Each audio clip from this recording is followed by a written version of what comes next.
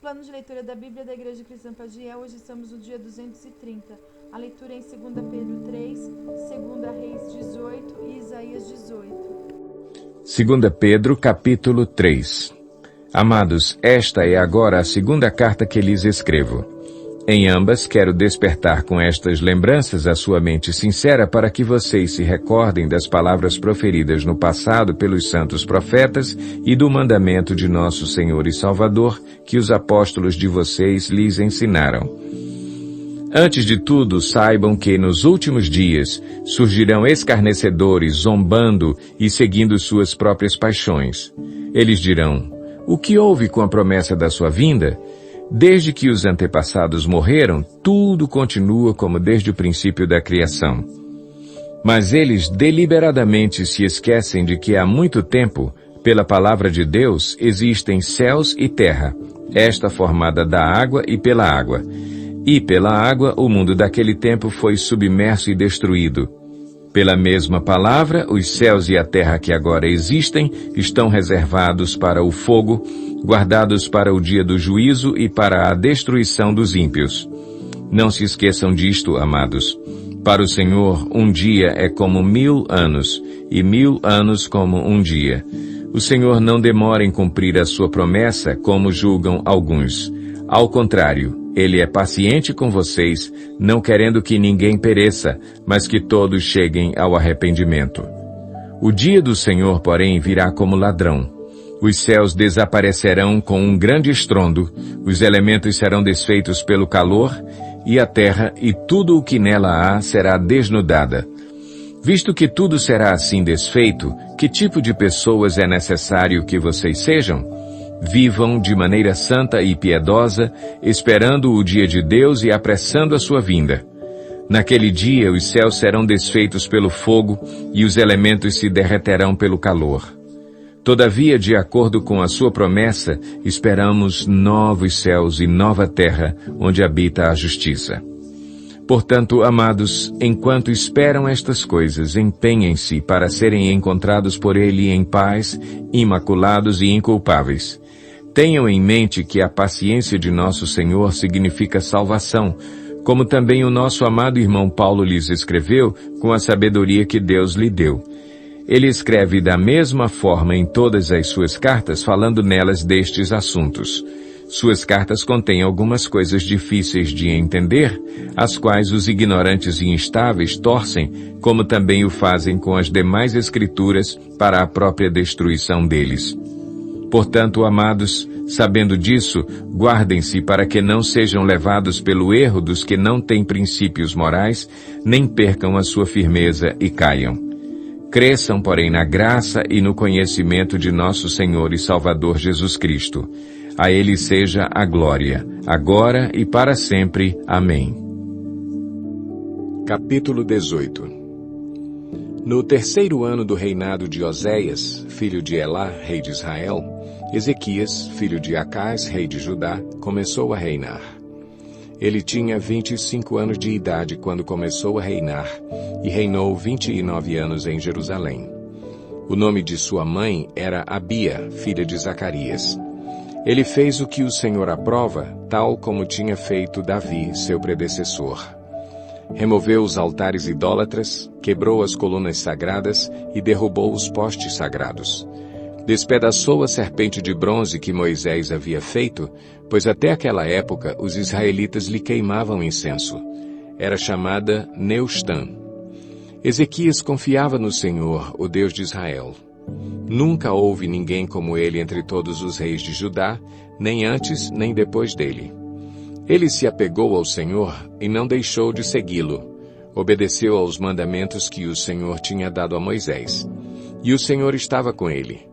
Era bem-sucedido em tudo o que fazia. Rebelou-se contra o rei da Assíria e deixou de submeter-se a ele. Desde as torres das sentinelas até a cidade fortificada, ele derrotou os filisteus até Gaza e o seu território. No 4º ano do reinado do rei Ezequias, o 7º ano do reinado de Oséias, filho de Elá, rei de Israel, Salmaneser, rei da Assíria, marchou contra Samaria e a cercou. Ao fim de 3 anos, os assírios a tomaram. Assim a cidade foi conquistada no 6º ano do reinado de Ezequias, o 9º ano do reinado de Oséias, rei de Israel. O rei assírio deportou os israelitas para a Assíria e os estabeleceu em Ala, em Gozã, do rio Abor e nas cidades dos Medos. Isso aconteceu porque os israelitas não obedeceram ao Senhor, o seu Deus, mas violaram a sua aliança. Tudo o que Moisés, o servo do Senhor, tinha ordenado. Não o ouviram, nem lhe obedeceram. No 14º ano do reinado do rei Ezequias, Senaqueribe, rei da Assíria, atacou todas as cidades fortificadas de Judá e as conquistou. Então Ezequias, rei de Judá, enviou esta mensagem ao rei da Assíria em Laquis: Cometi um erro. Para de atacar-me e eu pagarei tudo o que exigires. O rei da Assíria cobrou de Ezequias, rei de Judá, 10,5 toneladas de prata e 1.050 quilos de ouro. Assim, Ezequias lhes deu toda a prata que se encontrou no templo e na tesouraria do palácio real. Nessa ocasião, Ezequias, rei de Judá, retirou o ouro com que havia coberto as portas e os batentes do templo do Senhor e o deu ao rei da Assíria. De Laquis, o rei da Assíria enviou ao rei Ezequias em Jerusalém seu general, seu oficial principal e seu comandante de campo com um grande exército. Eles subiram a Jerusalém e pararam no aqueduto do açude superior, na estrada que leva ao campo do lavandeiro. Eles chamaram pelo rei, e o administrador do palácio, Eliaquim, filho de Ilquias, o secretário Sebna e o arquivista real Joá, filho de Asaf, foram ao seu encontro. O comandante de campo lhes disse: Digam isto a Ezequias. Assim diz o grande rei, o rei da Assíria. Em que você baseia sua confiança? Você pensa que meras palavras já são estratégia e poderio militar. Em quem você está confiando para se rebelar contra mim? Você está confiando no Egito, aquele caniço quebrado que espeta e perfura a mão do homem que nele se apoia? Assim, o faraó, rei do Egito, retribui a quem confia nele.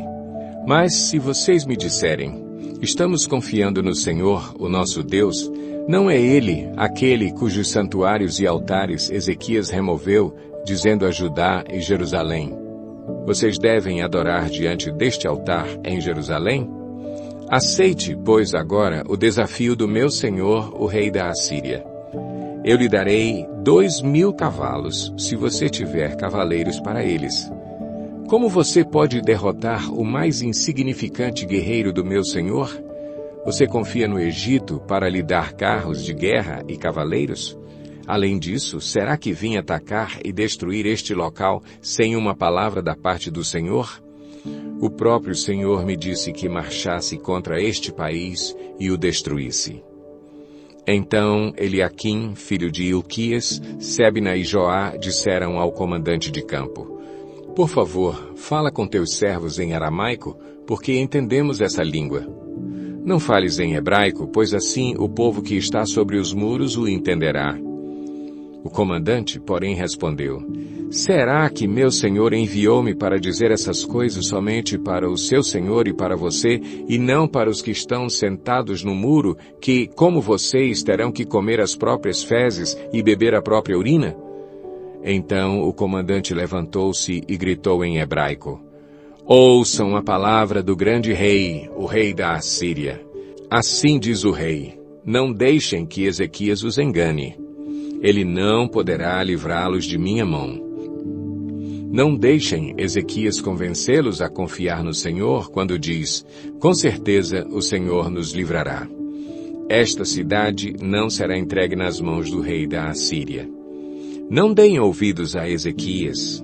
Assim diz o rei da Assíria: Façam paz comigo e rendam-se. Então cada um de vocês comerá de sua própria videira e de sua própria figueira e beberá água de sua própria cisterna, até que eu venha e os leve para uma terra igual à de vocês, terra de cereais, de vinho, terra de pão e de vinhas, terra de oliveiras e de mel. Escolham a vida e não a morte. Não deem ouvidos a Ezequias, pois ele os está iludindo quando diz: O Senhor nos livrará.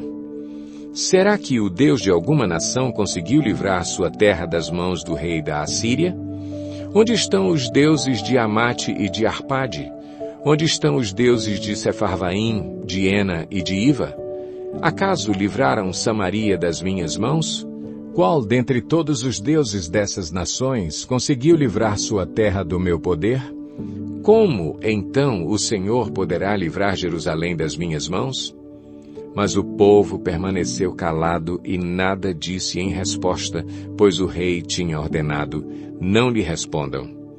Então o administrador do palácio, Eliaquim, filho de Ilquias, o secretário Sebna e o arquivista real Joá, filho de Asaf, retornaram com as vestes rasgadas a Ezequias e lhe relataram o que o comandante de campo tinha dito. Isaías 18. Ai da terra do zumbido de insetos ao longo dos rios da Etiópia, que manda emissários pelo mar em barcos de papiros sobre as águas. Vão, ágeis mensageiros, a um povo alto e de pele macia, a um povo temido pelos que estão perto e pelos que estão longe, nação agressiva e de fala estranha, cuja terra é dividida por rios. Todos vocês, habitantes do mundo, vocês que vivem na terra, quando a bandeira for erguida sobre os montes, vocês a verão, e quando soar a trombeta, vocês a ouvirão. Assim diz o Senhor: do lugar onde moro, ficarei olhando, quieto como o ardor do sol reluzente, como a nuvem de orvalho no calor do tempo da colheita.